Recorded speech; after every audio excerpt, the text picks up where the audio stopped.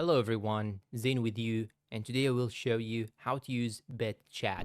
BitChat is a new messaging app just like WeChat, Messenger, WhatsApp, etc. It is not as any typical messaging app. It doesn't rely on mobile data or Wi-Fi or even central servers. All it needs is Bluetooth. The app is currently available in beta on iPhone, so Apple users can actually try it right now. But for sorry, when you search for it on your Google Play using your Android mobile, you cannot find it. And right now, while we are talking about it, it now has maxed out its 10,000 tester limit. And now we'll tell you how does BitChat work. BitChat uses Bluetooth Low Energy to form mesh networks.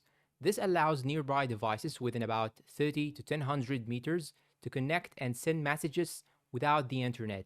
As users move, their devices help relay messages to others beyond direct Bluetooth reach, effectively stretching the network. There are no central servers or databases. Every device acts both as a sender and a node in the network, creating messages hop from one device to another, creating a living web of communication. Messages on BitChat are end-to-end encrypted, ensuring privacy. By default, they disappear after a short while, and none of the data is stored in the cloud.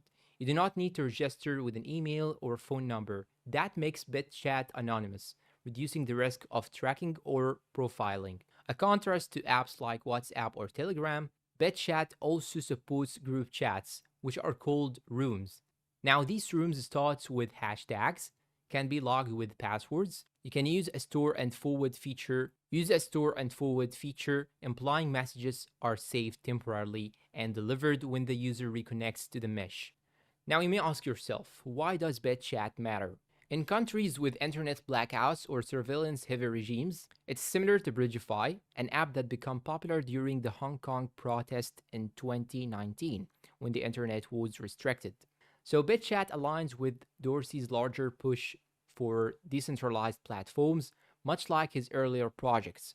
Blue Sky and Damos all aim to reduce dependence on big tech and give more control to users.